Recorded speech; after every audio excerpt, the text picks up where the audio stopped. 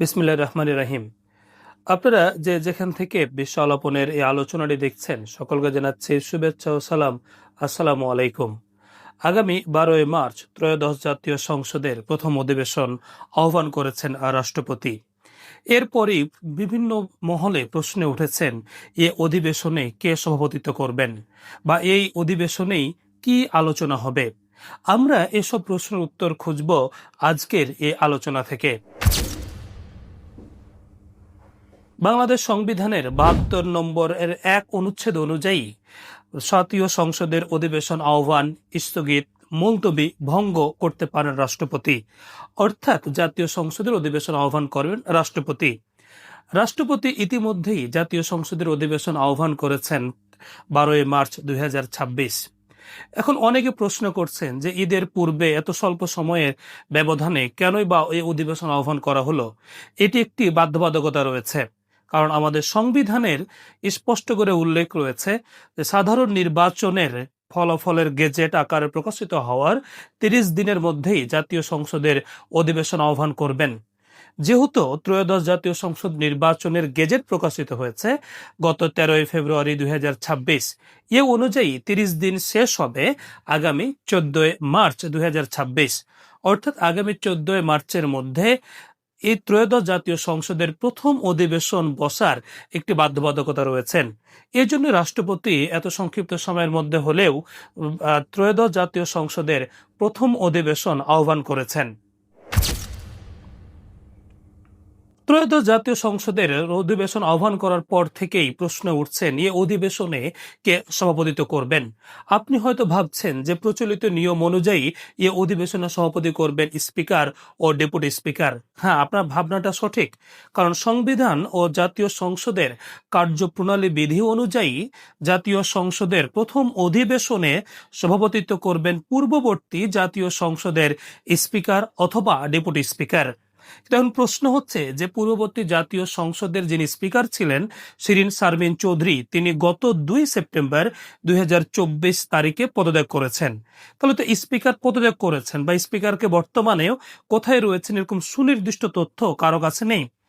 আবার বিগত সংসদের যিনি ডেপুটি স্পিকার ছিলেন শামসুল হক টুকু, তিনি হত্যা মামলার অভিযুক্ত হয়ে কারাগারে অন্তরীণ রয়েছেন। এই মুহূর্তে স্পিকার বা ডেপুটি স্পিকার যেহেতু নেই, তাহলে কে সভাপতিত্ব করবেন? সংবিধানের 74 নম্বরের 3 অনুচ্ছেদে বলা রয়েছে স্পিকার এবং ডেপুটি স্পিকারের অনুপস্থিতিতে পূর্ববর্তী সংসদের যে কোনো একজন সংসদ সদস্য প্রথম অধিবেশনে সভাপতির দায়িত্ব পালন করবেন। অর্থাৎ দ্বাদশ যে সংসদে 300 জন সংসদ সদস্য রয়েছিলেন, এর মধ্যে যদি স্পিকার এবং ডেপুটি স্পিকারের 2 জনকে আমরা বাদ দিই, তাহলে বাকি 298 জনের যে কেউ একজন এখানে সভাপতিত্ব করতে পারেন।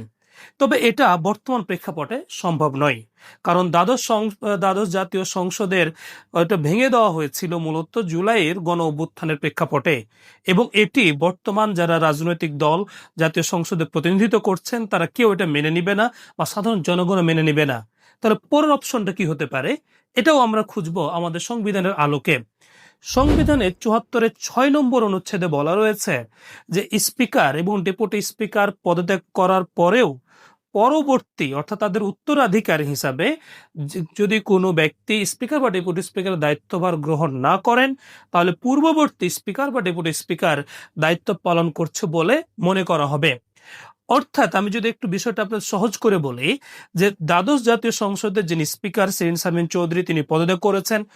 এখন এই মুহূর্তে আপনার যেহেতু নতুন কোনো ব্যক্তি স্পিকার হিসেবে দায়িত্বভার গ্রহণ করেনি, তো নিয়ম অনুযায়ী শিরিন শারমিন চৌধুরী স্পিকার রয়েছেন বলে ধরে নেওয়া হবে। আবার ডেপুটি স্পিকার তিনি শামসুল হক টুকু, তিনি কারাগারে বন্দী রয়েছেন, তবে তিনি তো অভিযুক্ত, তার বিরুদ্ধে কোনো মামলার এ পর্যন্ত রায় হয়নি, তার মানে তাকে দোষী বলা যাবে না। এই ক্ষেত্রে যে কোনো একজনকে নিয়ে এসে জাতীয় সংসদের প্রথম অধিবেশনে সভাপতিত্ব করা যাবে। কিন্তু এরকম দায়িত্বভার ক্ষমতাসীন রাজনৈতিক দল বিএনপি যেমন গ্রহণ করবে না, ঠিক তেমনি অন্যান্য যেসব রাজনৈতিক দল জাতীয় সংসদের প্রতিনিধিত্ব করছে, বাংলাদেশ জামাত ইসলামী, জাতীয় নাগরিক পার্টি, খেলাফত মজলিস, বাংলাদেশ খেলাফত মজলিস, ইসলামী আন্দোলন বাংলাদেশ, গণসংহতি আন্দোলন বা গণ অধিকার পরিষদ, এসব কোনো রাজনৈতিক দলই তারা এটি মেনে নিবে না। তাহলে প্রথম অধিবেশন যেটি বসবে জাতীয় সংসদের, এই অধিবেশনে কি কেউ কি সভাপতিত্ব করবে না? অবশ্যই, কারণ একজনের সভাপতিত্বের নেতৃত্বেই এই অধিবেশনটি বসবে। তাহলে এই প্রথম অধিবেশনে কে সভাপতিত্ব হবেন? এবার আমরা এর উত্তর খুঁজব জাতীয় সংসদের কার্যপ্রণালী বিধিতে। জাতীয় সংসদের কার্যপ্রণালী বিধি 5-এ বলা রয়েছে, স্পিকার এবং ডেপুটি স্পিকারের অনুপস্থিতিতে রাষ্ট্রপতি যে কাউকে মনোনীত করতে পারেন প্রথম সংসদের অধিবেশনের সভাপতি হিসাবে। এই ক্ষেত্রে আমরা যেটি দেখব যে আগামী 12ই মার্চ যে অধিবেশনটি বসছে, সেখানে রাষ্ট্রপতি কাউকে না কাউকে মনোনীত করছেন। এখন অনেকে বলবেন, তাহলে রাষ্ট্রপতি কি ইচ্ছা অনুযায়ী যে কাউকে মনোনীত করতে পারেন? না, এটা পারেন না। কারণ বর্তমান সংবিধানের 48-3 অনুচ্ছেদে স্পষ্ট বলা আছে, রাষ্ট্রপতি প্রধানমন্ত্রীর পরামর্শ ব্যতীত দুটি কাজ সম্পন্ন করতে পারেন। একটি হচ্ছে তিনি প্রধানমন্ত্রী নিয়োগ দিতে পারেন, অপরটি হচ্ছে প্রধান বিচারপতি নিয়োগ দিতে পারেন। তাহলে বর্তমান সংবিধান অনুযায়ী বর্তমান প্রধানমন্ত্রী তারেক রহমান তিনি রাষ্ট্রপতিকে অনুরোধ করবেন একজন ব্যক্তির নাম দিয়ে তাকে যেন ত্রয়োদশ জাতীয় সংসদের প্রথম অধিবেশনের সভাপতি করার দায়িত্ব দেওয়া হয়, এবং রাষ্ট্রপতি তার নাম ঘোষণা করবেন এবং তিনি হবেন আগামী 12ই মার্চ অনুষ্ঠিত হতে যাওয়া ত্রয়োদশ সংসদের প্রথম অধিবেশনের সভাপতি। তিনি সভাপতিত্ব করার পরপরেই সে অধিবেশনের শুরুতেই নতুন স্পিকার এবং ডেপুটি স্পিকার নির্বাচিত হবেন। এটা এখন অনেকে বলবেন, তাহলে নতুন স্পিকার ডেপুটি স্পিকার কে হচ্ছেন? আমরা এ পর্যন্ত যখন ভিডিওটি ধারণ করছি আমরা এ পর্যন্ত কারোর নাম স্পষ্ট করে ঘোষণা করা হয়নি। তবে আলোচনার মধ্যে যারা রয়েছেন, বিএনপির স্থায়ী কমিটির সদস্য খন্দকার মোশাররফ হোসেন, বিএনপির অপর স্থায়ী কমিটির সদস্য আব্দুল মঈন খান, গয়েশ্বর চন্দ্র রায় এবং বাংলাদেশ জাতীয় পার্টি বিজেপির চেয়ারম্যান আদালিব রহমান পার্থ, তাদের নামগুলো আলোচনায় রয়েছেন। কিন্তু আমরা হয়তো দেখব এদের মধ্যে কেউ একজন স্পিকার বা ডেপুটি স্পিকারের দায়িত্ব হিসাবে গ্রহণ করবেন। প্রিয় দর্শক, তাহলে আমরা এই আলোচনা থেকে জানলাম যে জাতীয় সংসদের প্রথম অধিবেশনে সভাপতির দায়িত্ব পালন করেন পূর্ববর্তী জাতীয় সংসদের স্পিকার অথবা ডেপুটি স্পিকার। যেহেতু পূর্ববর্তী জাতীয় সংসদের স্পিকার এবং ডেপুটি স্পিকার তারা দায়িত্ব পালন করতে পারছেন না, বা তাদেরকে দিয়ে এই বর্তমান জাতীয় সংসদের প্রথম অধিবেশনে সভাপতিত্ব করানো হবে না, তাহলে এখানে যাকে সভাপতিত্ব করানো হবেন তিনি হচ্ছেন রাষ্ট্রপতির মনোনীত কোন একজন ব্যক্তি। প্রিয় দর্শক, আপনাদের যদি ভিডিওটি ভালো লেগে থাকে তাহলে আপনারা অবশ্যই লাইক, কমেন্ট এবং শেয়ার করবেন এবং এই পেজটি ফলো দিয়ে রাখবেন, যাতে করে আগামীতে আপনারা এরকম গঠনমূলক আরো আলোচনা পেতে পারেন। আজকে এ পর্যন্তই। আল্লাহ হাফেজ। আসসালামু আলাইকুম।